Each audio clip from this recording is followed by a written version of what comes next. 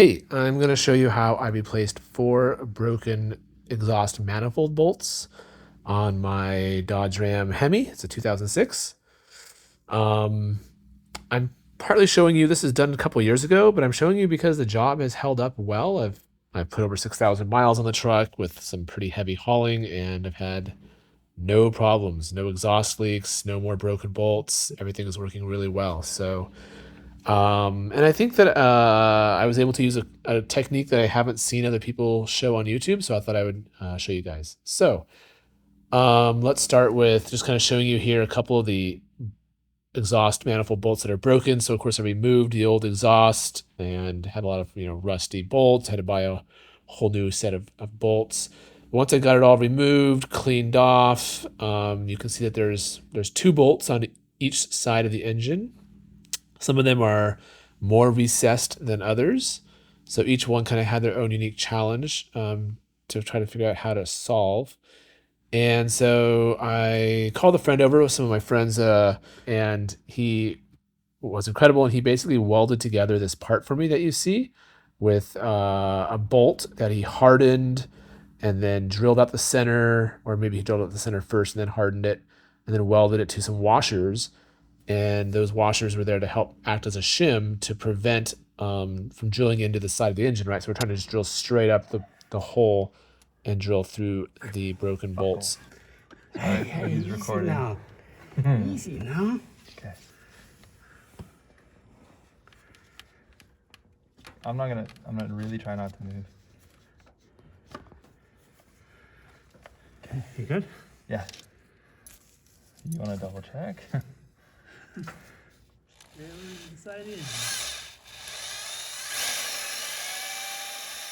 I also want to show you the exhaust manifolds that I pulled off. I could have purchased new ones to put on, but after doing some research, it appears that it's pretty common for these exhaust manifolds to warp under the high temperatures of the exhaust, and that is what causes the bolts ultimately to break. And so I figured if I could reuse my exhaust manifold, it had already been cured, it had already been warped, right? So as you can see here, I'm holding up a level, and you can see there's a gap. The level kind of wobbles back and forth on that gap.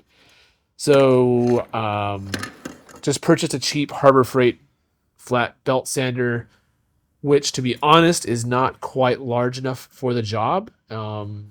I'll show you a little bit later some of the sanding that I was doing. Obviously, you have to keep moving the part back and forth, and it's not ideal, but I think I ultimately ate away more from my exhaust manifold than I wanted to, but I got it to work.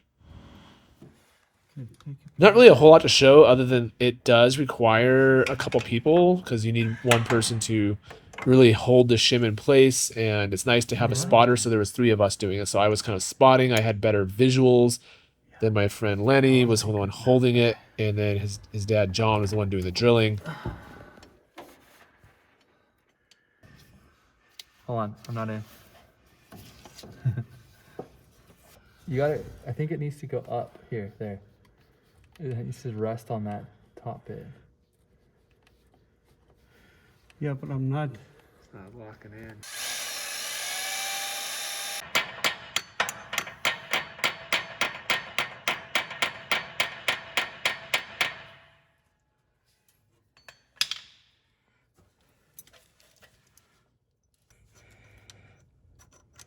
I'm stuck. And it's a bush.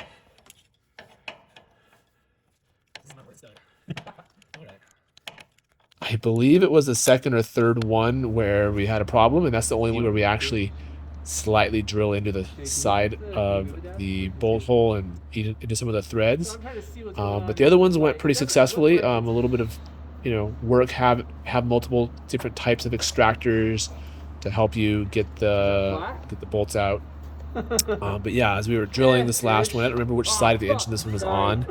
Just really hard to see what you're doing there, and I don't know, for whatever reason, the shim was rocking back and forth ever so slightly. It could have been that the bolt was protruding a little bit more and was causing the shim to not be able to seat flush against the exhaust port on the engine. So for whatever reason, we buggered up one of them. but all the other ones were perfectly drilled.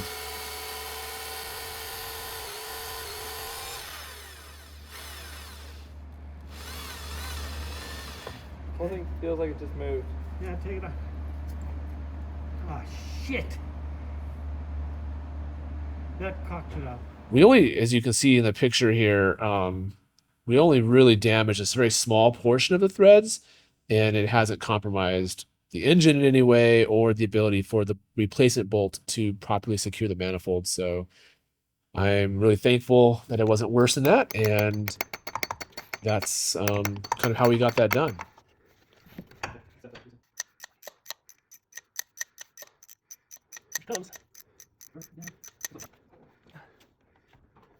Wow. Definitely a lot of tight spaces. So when you're trying to extract it, it can be hard to get the proper leverage, the proper angle. So you just have to be patient and try multiple different, techniques. And so here you can kind of see me working with the belt sander. I think I have like 40 grit sandpaper on there, maybe even 20 grit. I don't remember. It's pretty strong stuff. And you just kind of take your time working back and forth and trying to spread that out over the entire surface of the of the exhaust manifold.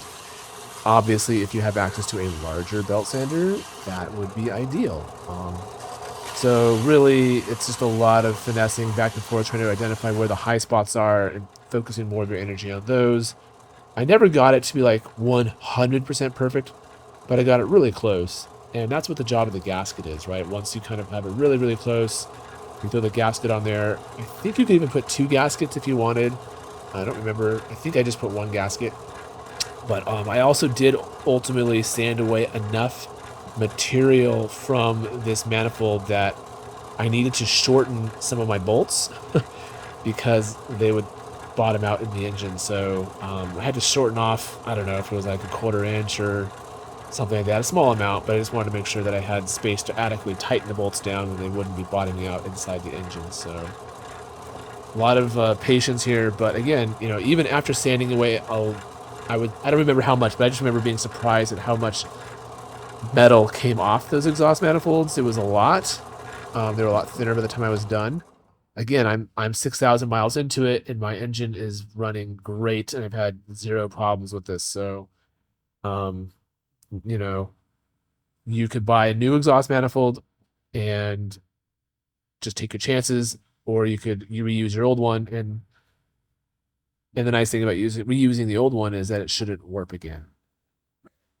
So there you are. All in all, I don't remember, probably 10 or 12 hours of work just because I bumbling my way through it. And the sanding definitely took a lot of the time.